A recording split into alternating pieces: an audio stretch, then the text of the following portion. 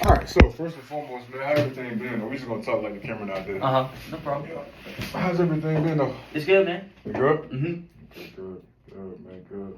So you got your Joshua Tree shirt on today? Yeah, man. Yeah, We're in the jeans today. In the jeans, man? Yeah, man. Headed up to Helen, so. Yeah. Yeah, man. It's a long ride, isn't it? You tell me, man. Goodness. Yeah, I gotta first head over to my girlfriend's, which is already like 45 minutes to an hour. Yeah. So that's nice. And then they're gonna take me up to Helen's. So. Okay. What's in Helen's? What's in Helen's? Up in Helen, we're gonna it's really just the mountains up there, you know. Okay. We're gonna go see the mountains and stuff, maybe hike some trails, you know. It's gonna be good. Yeah. So we had a lot of mountains up in Tennessee when I was up there. yeah. They call it Rocky Top and everything. Oh yeah. Matter of fact, it was crazy because when I was in Knoxville, my teacher actually, she lived like in the mountains. So when you're on campus at Tennessee, that's one of the cool things about Tennessee. I ain't gonna say too many nice things about Tennessee because we Georgia fans. Yeah. But one of the cool things about Tennessee is that when you're on campus, you can actually look up and like see like the apartments on the mountain and everything. Oh yeah. You know what I'm saying? It's so cool. yeah, so it's a beautiful sight with that, man. Then of course as you riding up, you lose altitude and stuff like that. Yeah. So it's a beautiful thing up there, man, for sure. Mm-hmm. For sure, man. So You've been out for a couple weeks. How's it been? It's been cool, man. Mm-hmm. It's been cool, man. Military is the military. You know what I'm saying? It's brutal. That stuff's brutal. The army is the army, man. It's brutal. You know, but you know what though? Like with the army though, you think about it from a mindset, you know what I'm saying, type standpoint, mentality type standpoint. There's a reason why those guys have the mindsets they do. Mm-hmm. You know what I'm saying? You know, you have to kind of be a certain way. You adapt to your environment, and there's people in the military that see to it that you become a specific way. You know. Got that right. So, so I think that parallels to sports a lot, just because doing something in sports and being challenged and probably not getting your result, it's easy to go out and maybe go back home and fix it. Mm-hmm. Military is not like that. You might not make it back home. Yeah, exactly. You know. Yeah. So it's rough. Yeah, it is rough. It is rough, unfortunately, but it forces you to make sure that your result gets accomplished. Forces you to fix it. You know, it forces you to fix right it. there, Exactly. right then and there. Yeah. So the training, you know, it's not live, of course, like in terms of what you're actually doing. It's not like an actual game. Yeah. But the training is like very simulated to an actual event happening. Mm-hmm. So they make sure they get all the kinks out before they actually send the guys over there, you know, to go over there and fight and everything. So, so that's what it is, man. Yeah, I'm sure they're not fighting right now, but but you never know what might happen in the future, though. With all the events going on, oh my goodness. But everything going on right now, man. It's so crazy. You never know, man. You know. Don't mess with the United States. Nah. I mean, I swear they sent. Been hearing stuff about like Syria recently, and they sent something. They sent like a missile or something towards U.S. shipping or something like that, and the U.S. just drew hell. They rained. Oh my goodness. Yeah. They rained. Yeah. Ballistic missiles on them and just destroyed the place. Just left it dead. Yeah. We've been known to do that. Yeah, right. And a little bit in history. Yeah. So, yeah. I swear, it's like we just, you can't always, unfortunately, you can't always show mercy. No, not at all. Not at all, man. So we'll see what happens, man. All right. So I've actually been thinking about a lot of things in regard to sports, though. But what we'll do is we'll kind of bring that in as well. I wanted to go over something that you and I have been talking about for a while, but maybe expanded it even more. Up here, I have some things written down. I see. With the spotlight, all right, which is my favorite thing to talk about because I feel like that's a different phenomena in itself. You know what I'm saying? This spotlight concept. I don't think too many people understand that it really does not exist. You know what I'm saying? It's crazy though. Yeah, it's crazy, but it's a different way of thinking. You know what I'm saying? It's like when I'm about to make this putt, I'm about to shoot this free throw. I'm pitching. I'm playing football, and it's like everything else outside seems to interfere with what I have going on in that moment. Yeah. What are some outside things you think I'm referring to that might interfere with what's going on in this moment? Nerves. Nerves? Okay, where do they come from though? I would honestly say just how you're playing and your mentality. I would say that's where nerves come from. Okay. Why mentality though? Why mentality? Yeah, like what do you say more on nerves coming from mentality though? Just like when it comes to that, I would just say what happened on the last hole, you know, Okay. or like that shot before. I'll give you an example. The other day when I was out playing, hit a good tee shot. First hole, I always, not always. That's a blanket statement, but I have nerves. You know, it's kind of like Georgia in the first quarter. Yeah, Yeah, for right. For sure. The slow starts, man. It's I hate it too. I hate it too. Yeah. You know, I mean, we're the best of the best, and we're having really slow starts. But anyway, what happens is like, I had a slow start. I went let's see. I went bogey, par, bogey, and for all golfers out there, I'm 2 over. I'm 2 over, 3-3. Slow start. That's a slow start for me. And I knew it, and I was like, basically, I really think that made me play with a chip on my shoulder. The first hole, I really felt nerves because there was a creek. There was a creek down there. There was a creek where I had to hit it, and I was like, I'm just gonna hit it over the creek, not even think about it. I was like, there's not a creek there. I'm just gonna hit it right up and over. All that is rough. I'm gonna hit it right up and over. Hit it right up and over, and it just gets over. It's perfect. And so second shot, I've got about, I can't believe I still remember all this, honestly. But second shot, I've got about 100 in. A little more than that. Like 110, 115 yards in. And I say to myself, I'm like, that's a perfect 54 degree. I'm like, I'm going to put it right up there. Maybe a little half 54 degree. I take the club, and I'm short. And I'm standing there, and I'm like, I struck that well. What the hell? You know, I'm just like, what the heck? You know, I don't know how you leave that short. And so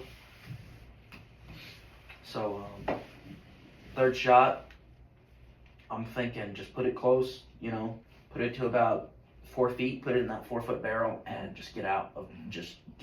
You know.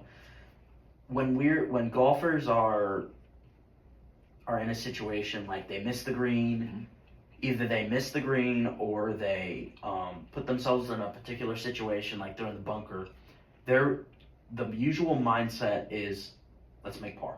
Let's get it. Let's get up and get out. That's usually the saying. And what happened is that I was still nervous and left my third shot short. It checked where I didn't want it to and where I didn't think it would. And I was like, and I didn't hit it enough because I was nervous, and I thought I might thin it. I thought I was going to thin it, skull it. Is that why you were nervous? Okay. Because I was nervous because of the outcome. I was nervous because I had that fear of the outcome. Okay. Right. I had that outcome thinking. I was like to myself, that's not going to happen. But at the same time, it was still there. You know, it was still presented there. It didn't happen. It didn't happen, of course. But I still didn't hit it great. You know, and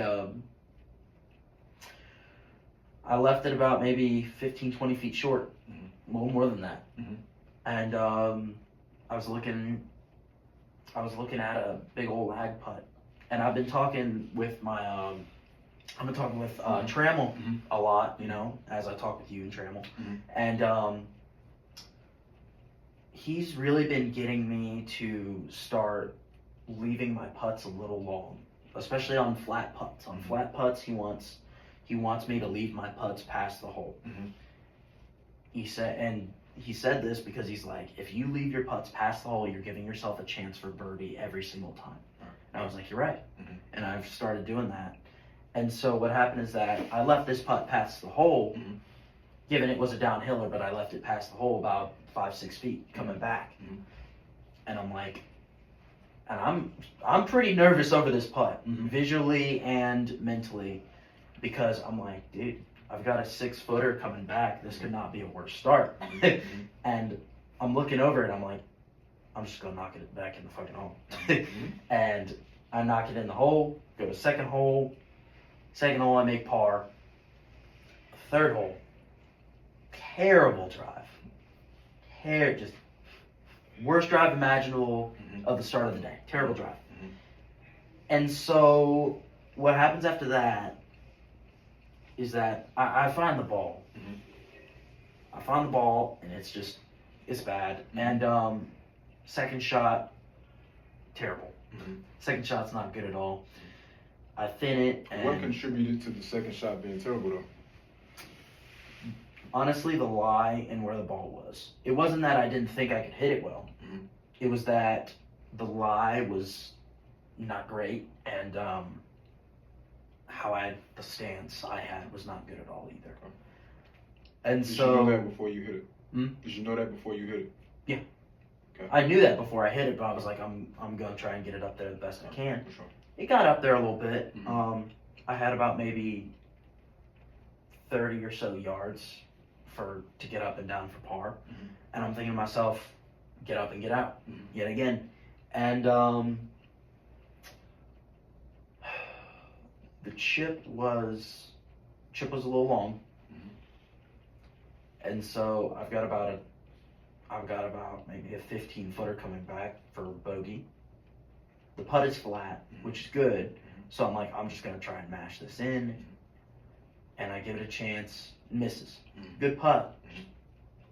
Just missed, and I tapped it in for bogey. Okay.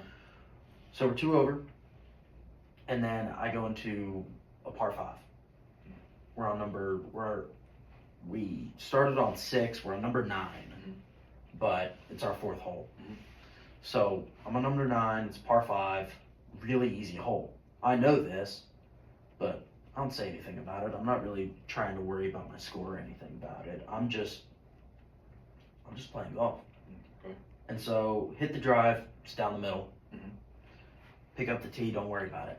I didn't even look at it because I was like, that's down the middle as it is. Second shot, I have about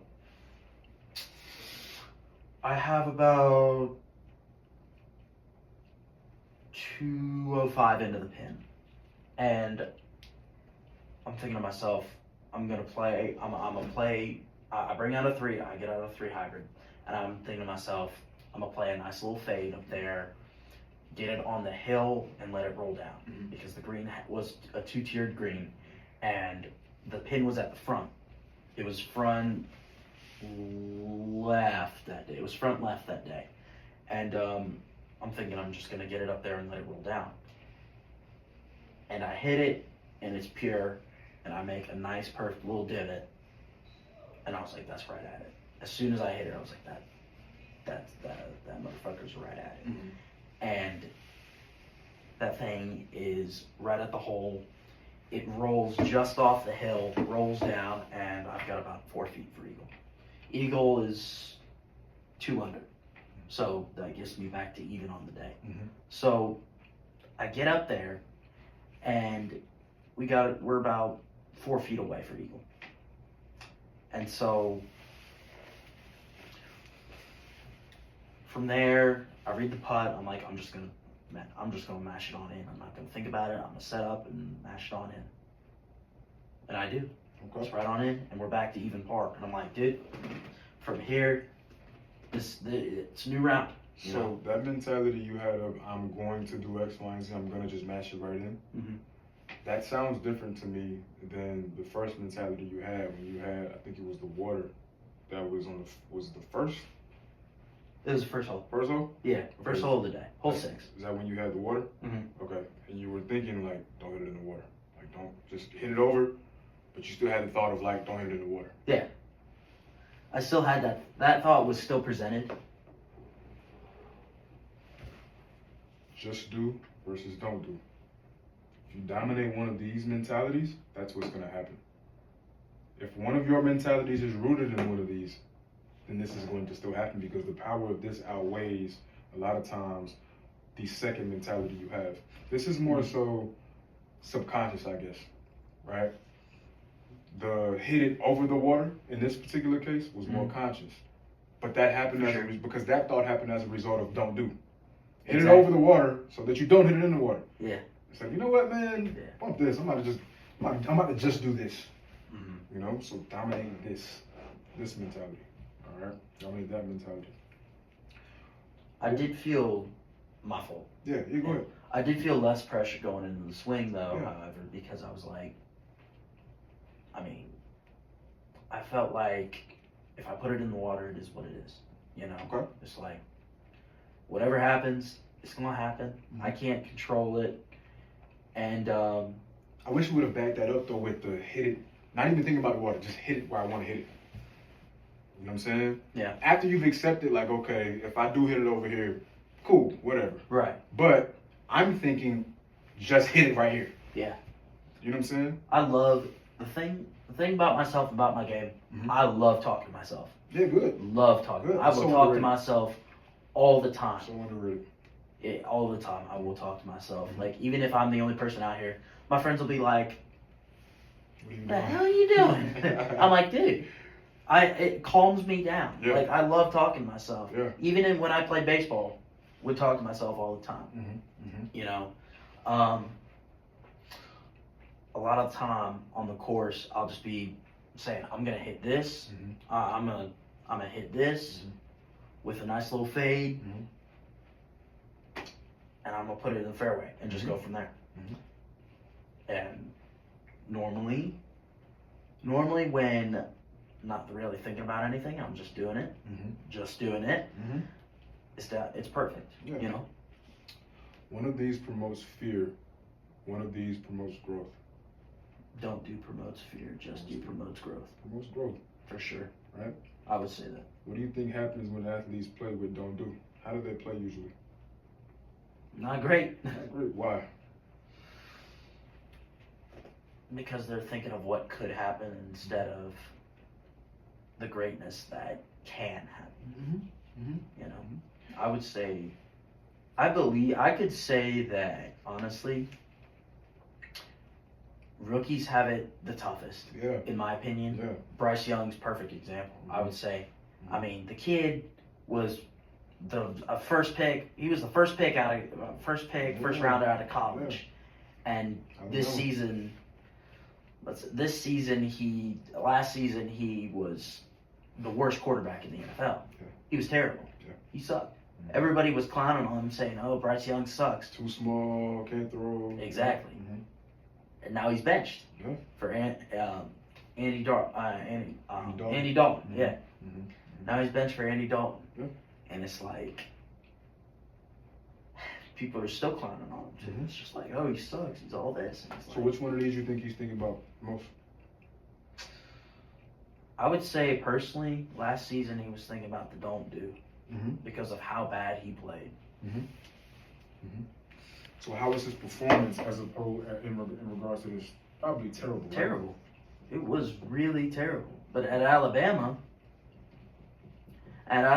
he was thinking the exact opposite. I'm gonna throw this ball up to Waddle and Devontae Smith and who else here? Ruggs at the time. Yeah. You know, I got these guys in the backfield. I got the number one offensive. He was incredible at Alabama. Yeah. Even though I hate Alabama. Hate them. Hey, I hate their guts, but he was incredible at Alabama. You always see. The funny thing to me is that you see these guys that were incredible at college, but then in the NFL they just. Why is that? A lot of people say it's a loss in form. I don't believe that. I mean, sure it is, you know, aging obviously is a factor, of course, you know, especially with UFC fighters, you know. Greatest UFC fighters can lose form because of aging, you know. But a lot of sports analysts and all these higher ups, they don't consider the mental side of what they have to do with it every day. Yeah. You know what I'm saying? Yeah. And it's like they don't realize that, hey, they have kids that they have to deal with. They got a It's your wife. job. Yeah. They got a wife that, you know, they have a wife that they have to provide for, you know, and she's looking after the kids. Mm-hmm. She's the one who's looking after the kids. The dad's always throwing up passes or, you know, hitting a baseball bat or, you know, Mm-hmm. in another country playing golf just to get money Mhm. for the kids and send it back to them, you know? Mhm. Honestly, that's what I would do, you know? Like, I would send, all the proceeds of my winnings, Mhm. Send them back. the Lord, if I ever do get to that point, I'd Mhm. send them back. Yeah. You know? Yeah. I would honestly send them back. You can get to that point though. All right. We look at these nerves right here. We look at the two things that I wrote down on the nerves. I want you to tell me what those two things have in common. All right. So we have what happened on the last hole and then fear of the outcome. What do those two things have in common? I feel like personally, those two lead into each other. And I say that because the outcome is what you make it. Mm-hmm. You know what I'm saying? The outcome is always what you make it. Depending on the process that you take. Exactly. Yeah. And it honestly, I found out that, and it took me a long time to find out, because I'm a veteran on, as far as it goes, Mm-hmm. I'm like a veteran on the team, Mhm. you know, Mhm. as far as for golf, you know, and I'm pretty highly regarded by my coach and other players, and they see me as a leader, Mhm. you know, because they know that I've done a lot of time. Mhm. I haven't done my time, Mhm. but I've done a lot of time, Mhm. you know, for the team and just for everybody, you Mhm. know, and I'll always be willing to help. Mhm. But I feel like I'll tell you, I used to practice when I was around 13, 14 during COVID. Mhm. I used to practice for about, on average, after virtual school, I used to practice for about 5 to 6 hours a day. It's a long time. Yeah, It's a long I time. used to practice for about 5 to 6 hours a day. Mhm. Mhm. And would I see improvement? Yeah. I mean, I'd see improvement, you know. I'd see improvement on the course and all that stuff. My mentality would never change, though. Mhm. You know, the outcome of what I think would never change. Mhm. A certain shot that I had to hit that I didn't hit would never change. That's because mentality and outcome is all up here. Exactly. Well, outcome is a combination of both mind and body, but mentality is all up here. I'd trade to play golf to practice on this, personally. Yeah. You know, because Yeah.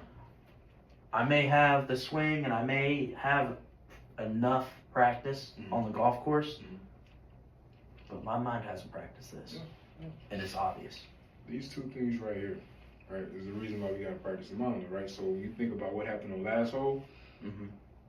you're in essence meditating on what happened in the past, Exactly. right? Fear of the outcome, you're meditating on fear of the future, Right. right? The What if it box, happens on the next hole after what I just did? which is still the future. Exactly. Right. We want to stay right here. This box right here. Mhm. All right, we want to stay in the box right here. Okay. Now, when it comes to this box, this is the only thing that matters. Why do I say this doesn't exist? One, because it's so externally driven. All right, with Spotlight, you have people that are putting certain pressure and expectations on you. You might be putting pressure and expectations on yourself. Regardless of what you're putting on yourself, that has nothing to do with golf. The game doesn't change. Yeah. That's you putting the pressure on yourself to do something with the game. But also, this doesn't exist anymore. What happened last hole? Right. Because it's in the past. Right. We can't control that. This doesn't exist yet. The outcome, because it's in the future. What we have is right now. That's why this is the only thing that matters. All right, this mental box that we want to stay in. What would you want to be in your mental box? Right? What would you need in your mental box in order to stay locked in at that present moment? How am I going to make this putt? Present moment.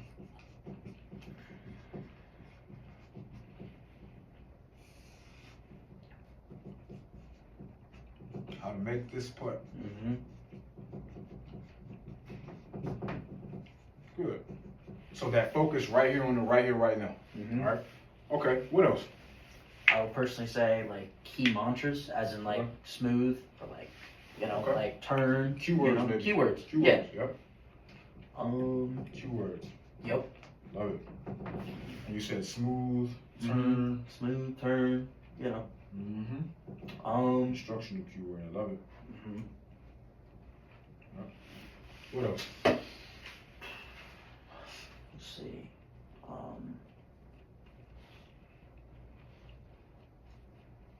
That's what I find funny is that it's hard because I think so much about those two. Which one? I'd say the negatives. Yeah. But the nerves. ineffectives. Yeah. The ineffectives. Yeah. For sure. Let's see. But right here in this specific moment, I want you to think. The feel. Okay. The feel of the club, honestly. Yeah. I'd say the feel of the club. Now you thinking. Yep. My breathing. Yeah. That's a big one. Yeah. That's a big one. The feel. Club. Breath. Heart. My heartbeat. Tell me more about the breath. Tell me more about breathing. When you say breathing, are you breathing for a specific reason, or are you just paying attention to how you're breathing in that moment? Honestly, how I'm breathing in my moment. In that moment, how I'm controlling my nerves. How would you want to breathe in order to control your nerves? Slow and steady. Okay. You know. What are you focusing on when you breathe? Just a simple inhale. Usually when I am nervous about something and I breathe in and out, I'll always just close my eyes and I'll just breathe out. The other day I had a chorus concert and perfect example of the spotlight right there. Quite literally. Quite literally. It was all, all on me, Friday Night Lights, right? It's like, it's all on you. And it's which doesn't exist, but keep going.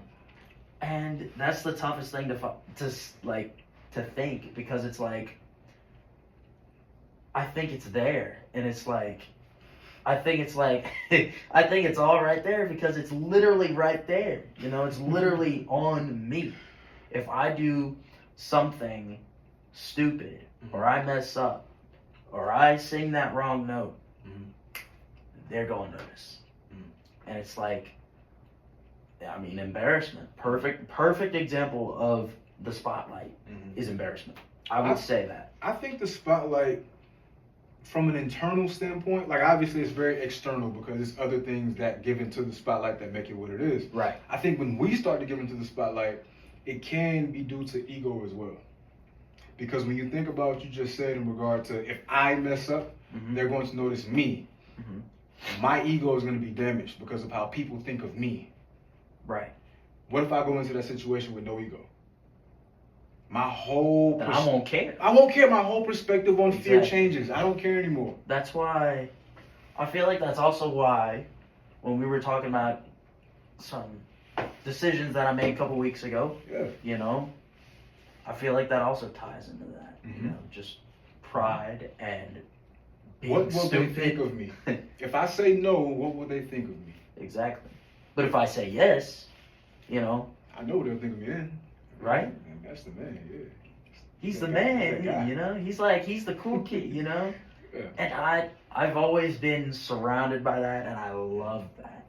When people say my name, it's like, all the time, I'll just be around school, and they'll say, yo, what's up, Matt? What's going on, bro? I'm like, hey, what's going on? I love that. Yeah. I love, and that's what's funny, is that I've always loved that. Like, even from young,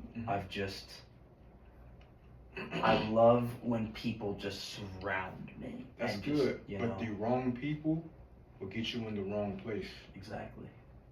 I'm not saying don't like when people are cool with you and say your name and say what's up and good morning and tell you how cool you are. I'm not saying of course, we humans want that, right? Right. Of course. We enjoy social interaction. We feed off that. Yeah, of course. We feed off that. But from the wrong people, you'll end up in the wrong place. Exactly.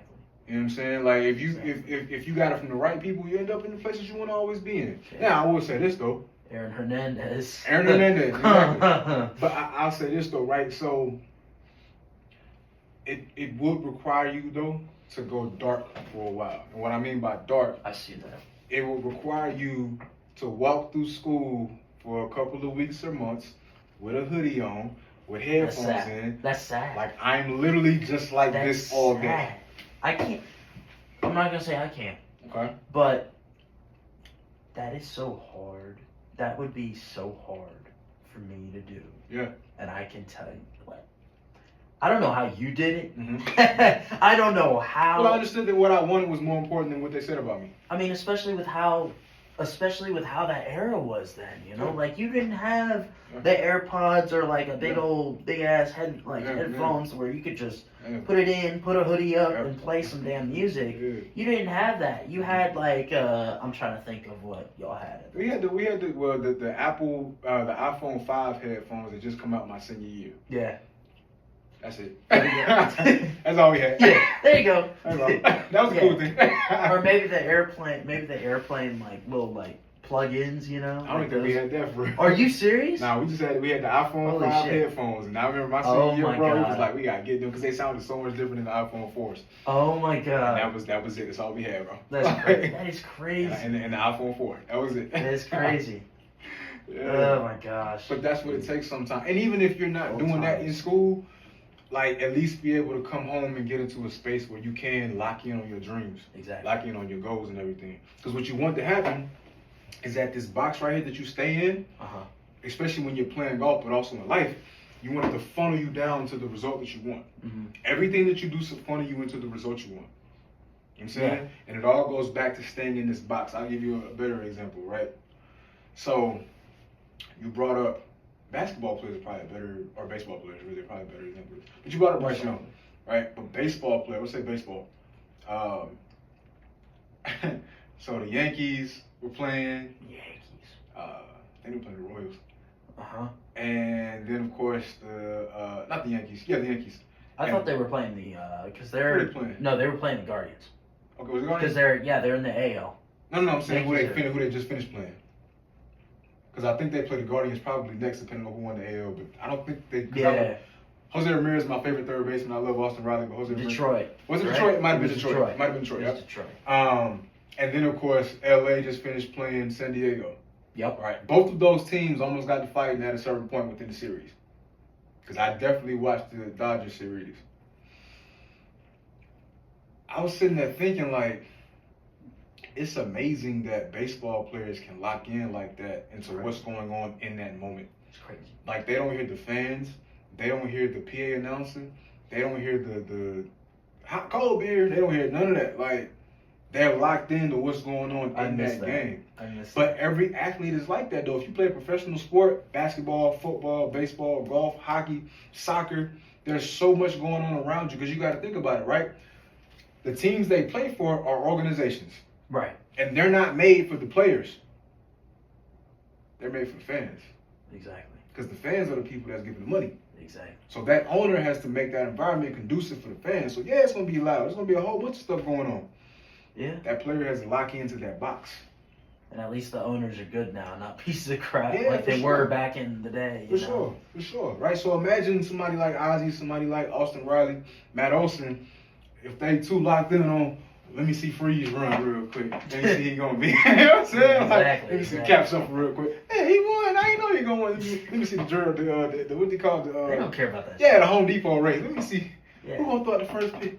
The fans love. Oh, it's the seventh inning. Let me see what's going on top of the dugout. See the girls. What's the score? What's the Hey, score? what's the score? No, he gotta Yeah. focus on this count right here. And last So time I funny. faced him, he threw me a curveball in the 0-2 count that faded to the left-handed batter's box, and I'm a righty. I need to make sure I take this so I can be 1-2, and then he come back with the fastball up. Right. Like they're thinking the game like that. Exactly. They can care less about anything else. You know what I'm saying? Exactly. But this box funnels them down to the result they want. They want to hit. So that box that they're in when they're up to bat funnels them down to that. Now this box you had, how do I make this specific putt? My keyword, smooth, turn, right? The club, the field, my breathing and everything. I was getting to the breathing, and I wanted to say that if you want to calm yourself down, you focus on the exhale. Yeah. If you watch Yeah. Marcelo Ozuna, his pregame routine, or his pre-at-bat routine, I should say, he does the same thing. He goes up there, he walks up, he does a little that thing, Yeah, and he exactly. goes and he taps the dirt or the grass or whatever, and then he goes. but he's focusing on the inhale. What do you think that's doing to his heart rate when he focuses on the inhale? If I told you that the exhale focuses on slowing down the heart rate, It's increasing. it's increasing it. Why does he want to increase it though? Probably. I don't know. Probably like something adrenaline or something. Yeah, keep going. Yeah, you're right. Get that adrenaline flowing. Yeah. I'm about to go do battle with this pitcher. I want to increase my adrenaline.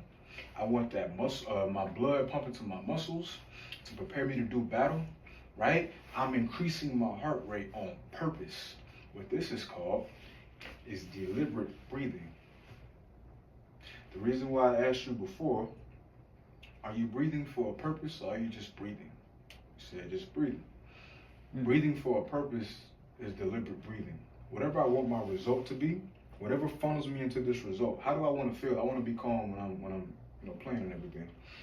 So I'm going to focus on my exhale so that I can make sure that my heart rate is down when I'm about to take my shot, right? So all of this right here should funnel me into the end result, okay? There's a word that I have been meditating on a lot this week. And we talked about it last week. We were talking about Apple. Yeah. We talked about a lot of the certain things they have, like the watch and the phone and the headphones and everything. And that word, remember that word we were talking about? Starts with an S?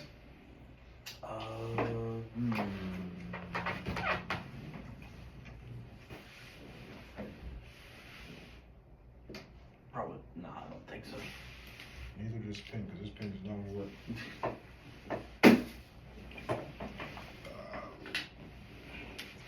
I don't know if that one was working either. Is it success?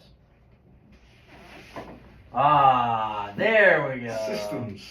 Yeah. This Good old systems. This right here is your box that you want to stay in. This serves as a system to funnel you into the results you want. Okay? So, my keywords is a part of my system. All right? Me checking in with myself as far as my breathing. How am I breathing? I like to be calm when I play. What will make me calm when I play is focusing on my exhale and breathing slow. Diaphragmatic breathing, breathing from my belly, right?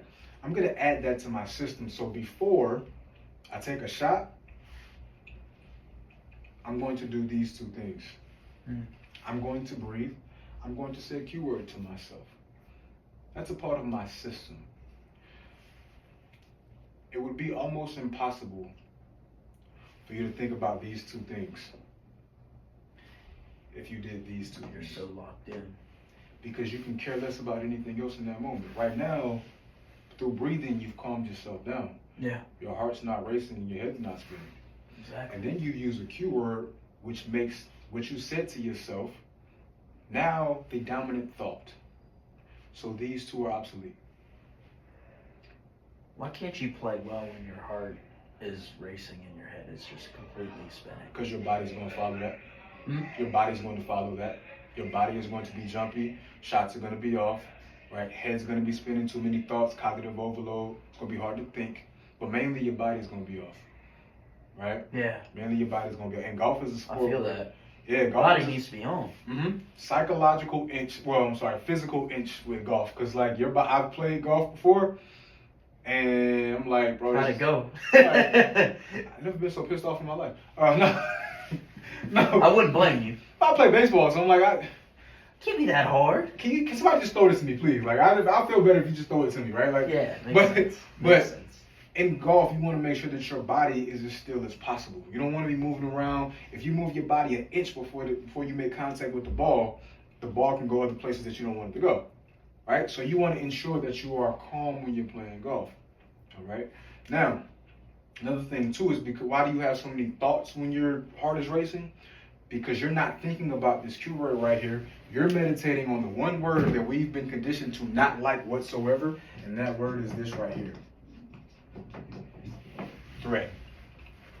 That is the reason why our heart beats fast. Yeah. Because we've perceived as something as a threat. And once it becomes a threat, we automatically go into protective mode. Yep. Because we gotta survive. So our heart beats fast because the blood needs to pump to the muscles to prepare us to survive. If we remix that, we go the other way with it, we understand that that's not, yes, it's there for that. It's there to protect us, of course, and that's where anxiety comes in. That's why I said last time, anxiety is there to protect us. It's our friend. But we can also say, you know what? My body's just getting me prepared. So it's kind of like this idea of like predator versus prey. That's You exactly know, what it like is. cheetah, Instinct. like cheetah and antelope. You know. What we're talking about here is our survival instincts. Mhm. Fight, flight, freeze. Yep. Absolutely. Yep, exactly. But that's what we think right there. When in actuality, this let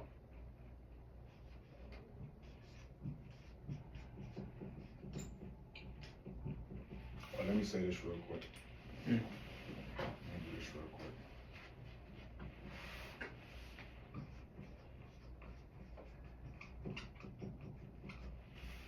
This and this are the same thing. How we perceive it is what makes a difference. Threat versus opportunity. All right? Threat versus opportunity. And usually when we got opportunity, we think this is more of a challenge. We look at that as more of a challenge, right? As opposed to the threat. Our heart's gonna beat fast in both. But when our heart's beating fast, we look at this, fear or anxiety. Mm-hmm. We look at this, we perceive this when our heart's beating fast as ready. Mm. I'll give you an example where I'll tell you this. When my heart's beating fast, which it doesn't do it a lot right now, because I've developed this mindset of it's not that serious. I've taken that mentality, and that's the key to being in the zone more consistently, is the thought process of doesn't really matter, it's not that serious. Right? So I'm constantly in that mainly, right? So my heart really doesn't beat fast. Like I don't get it, bro. Yeah. But the way we think about these two things is what's gonna have an effect on our performance. So as I was saying, when my heart beats fast, I'll say, okay, cool. That means my body's powering up. That's what it's doing. When my heart drops, that adrenaline goes, I feel it, my body's powering up. That's the perception I have on this. I'm very dominant right here instead of up here. We have the option to choose one of these two. Which one we are. Yeah, and that affects the performance that we have. That makes sense. All right? So, what you want to do is develop a system where you can use these two things when this happens. When your heart beats fast, using these two things.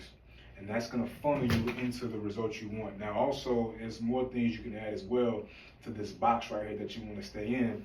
But this box that you stay in, like I said, is the only thing that matters in that moment. When Manny Machado was catching ground balls with the Padres, the only thing that matters is me catching this ball, throwing it to second base when he turns over the plate. That's it. I can care less about the fans. I can care less about the PA announcer, what this dude hit last year, or what this dude's ERA is, or what we got in the dugout for sunflower seed. Like, I don't care. I just need to make sure I get this ball, make this throw. That's it. Kike Hernandez made the 2 final outs of the game last night. Dodgers. After coming from playing the outfield. Yeah. Which is crazy, because the 9th inning with the game on the line, he's going to 3rd. Yeah, exactly. It's crazy. But he made final 2 plays. Crazy. In that moment, the only thing that mattered is him making that play. That's it. Not what he did in the outfield. Mm-hmm. Not what he did in the outfield. And not what's going to happen if I don't make this play. Exactly. Let me read this hop. And one of the plays was a short hop. So, like, yeah, he really picked it and then made the throw over to Freddie. Right? But it was, what can I do in this moment in particular to make sure that I get this ball and I throw it to first base before that guy gets there? Mind you, Tatis is running. Yes, with speed. You know what I'm saying? Fast. Very. Right? So that's the only thing that mattered. That's impressive. Okay? But what his thoughts were in this box is what funneled him into getting that result. That's it. Now, I guarantee you, he probably wasn't thinking about who was running at the time, even though Tatis was running. He probably didn't care who was He running. didn't care. I just need to make sure I get this ball and get throw to Freddie. I'm good. That's it. right? So now, after you get your result, you come up here to your AAR, all right, your after action review, and then you find out what I should sustain, what should I keep, right? What is it that I was in this box with? Did I feel like the spotlight mattered? What contributed to the spotlight? If it was a bad performance and I contributed too much to the spotlight, I thought about the spotlight too much, all right? Why? What happened? What was I thinking about? Did that matter? Did it have anything to do with the game of golf? You know what I'm saying? How can I make sure I don't do that next time? All right? Now, with my box, what was in my box? Did I show enough attention to my box? Was I locked in to my box enough? Right? Did I use my cue words? Did I find out what the field was like? What club I was using? How was my breathing? Did I focus on the inhale? Was I breathing from my chest as opposed to my belly? If you watch baby sleep, they had the best sleep in the world because they're breathing from their belly. You've noticed that? If you watch a baby sleep, their belly's going up, it's going down. Up, down. As humans, because of the world and the pressures of the world, we've been conditioned to breathe from our chest, which means we're not getting as much oxygen, which means our brain is not getting that much oxygen, which makes our thoughts shorter and not as concise. It's all related. So is that also why runners is that also why runners are really good at long distance running, because they breathe from here? There's a thing called VO2 max that comes from your stomach. VO2 max is the reason why people are in shape so much, because if you increase it, you're in better shape. You can run longer without losing breath. VO2 max comes from down here. You can look it up. Steph Curry, VO2 max. If you watch how he plays ball, he does not stand in one spot at all. Like, he's running off screens. Exactly. Damn, 4 screens a game. Yeah. 4 screens, that possession. And then eventually he ends up on that side of the court, and then he shoots this 3 from half court, and that's what it is. Yeah. And you can't expect to shallow breathe and run well. Exactly. So he breathes from the stomach, the diaphragm. All right, the diaphragm. All right. But in your AAR, you're thinking about that. Did I breathe from my stomach? Did I breathe from my chest? All right. And if I was breathing from my chest, what contributed to me breathing through my chest? All right. And I need to go back to my stomach. But it all goes back to this box right here. This is the most important thing, is the box right here. This is the highlight of every performance you have. This is the highlight. In this particular moment, in the present moment, what is my box that I'm staying in mentally? I'll ask you a question and then we'll probably end it for the day. Mind if I take my mom? Go ahead. Yeah. Go ahead.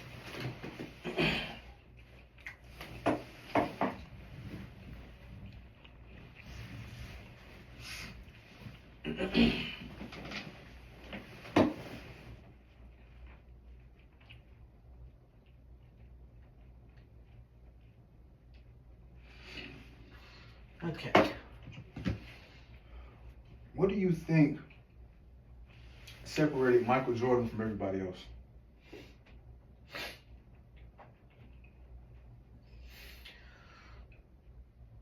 He didn't really care about anybody, honestly. I mean, he didn't really care about anybody, honestly. Of course he cared about his wife and his kids, you know. Honestly, that's almost all he cared about. He didn't really care. That's the crazy thing. He didn't really care about basketball. Like, he didn't care about the players, who was playing. He didn't care about any of that. They're athletes nowadays, and that's why I feel like Michael Jordan is like the GOAT. I mean, even like Steph Curry, LeBron, you know, they care about basketball. You know, they're like, oh, I'm so passionate about the sport. It's my livelihood. You know, played it since I was a kid. You know, just that normal, you know, the normal stereotypical sports interview, you know, with basketball. Even with golf. Oh, I played it since I was a kid. I love it. Tiger. I don't really care. I don't really care. If I beat Jack, it happens. If I don't beat Jack, I don't care, man. I don't give a fuck. If I beat Sam Snead, it is what, you know, that's great. If I don't care. You know? And that's what I believe separates the greatest of the greats from just the great players. Is that the great players, they're chasing somebody. Everybody everybody thinks with Tiger Woods that he's chasing Jack and that he's chasing to beat Sam Snead. He's not. He's really not. What he's worried about is his kid, his breakup with. He's probably not even worried about that. He's probably not even worried about his breakup with his girlfriend, honestly, at this point. What he's worried about is his kid. How am I going to make him better at golf? That he loves the game of golf more. Honestly, he's probably worried about. What am I going to do? Like, what is my routine today? What am I going to do? You know, the little things to them are what's most important. Not the golf course, not just the game in general, not the tournament, not the 4 days that you need to be playing. That's not important to them. And that's what I find absolutely crazy. It makes my head spin just thinking about it. Because it's like, you two are easily one of the greatest players in the world. I mean, much more minority, you know? It's insane. You know, Usain Bolt, you know? It's like, holy schmoles. You know, it's just like, it's crazy to me. So, you know? What separated Jordan is what separated Kobe, is what separated Usain Bolt, is what separated Tiger, what separated LeBron, what separated Simone Biles, Mike Phelps, Serena Williams.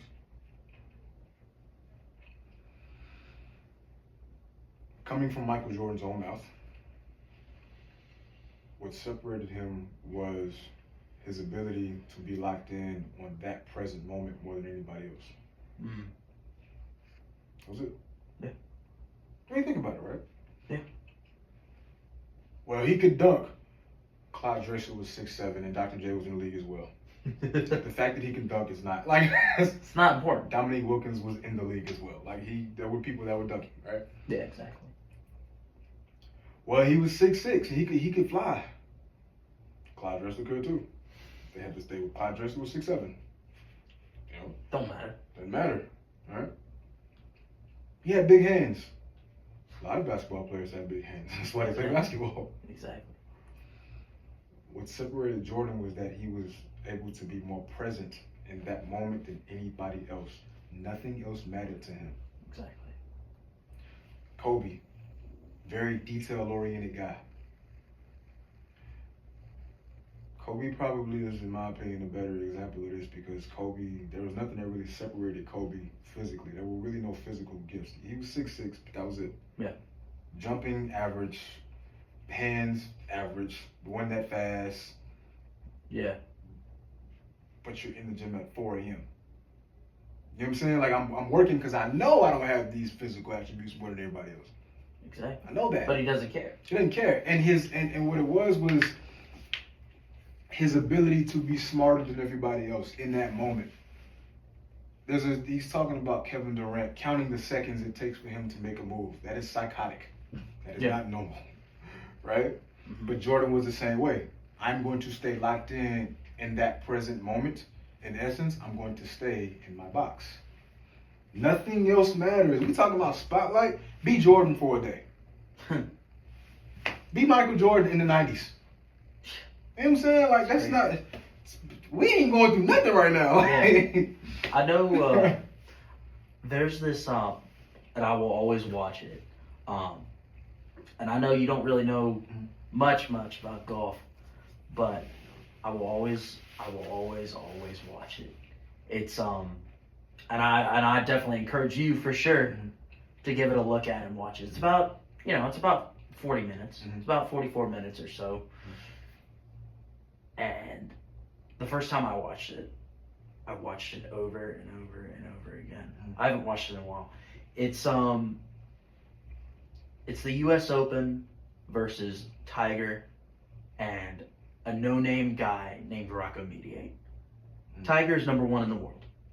Rocco Mediate is 158th in the world. What year is it? What year? 08, I think. Tiger was in his prime, you know, but he didn't care about that. The fans cared. He didn't give a shit, you know. Had nothing to do with golf.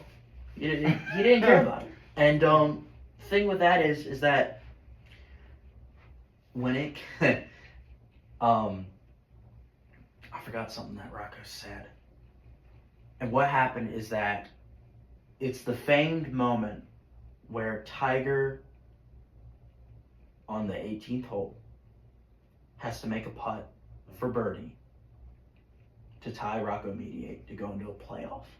Mind you, his doctor, before he even played, told him not to play because of his knee. Okay. His knee was effed up beyond belief, and he was like, Tiger, Yeah. I don't want you to play. Yeah. And even Stevie, who was on the bag at the time, who's his caddy, he on the second day, he was on the cart path, and he had a shot, and Stevie heard his knee crunch. Ooh. And he said it's over. He was like, it's over. And he went over to Tiger, and he was like, Tiger, are you sure you don't want to pack up and head home? And he was like, he looked at him like he was crazy. And he was like, all right, let's go then. he looked at Steve, and Stevie will say that. He looked at me like I was half crazy. Of course, I'm reiterating, but it is one of the most influential videos that I have ever watched. And I just found it on YouTube one day. I was just scrolling through YouTube, whatever. What's the guy's and name? I found it. Rocco Mediate. Yep. ROCCOMEDIAT.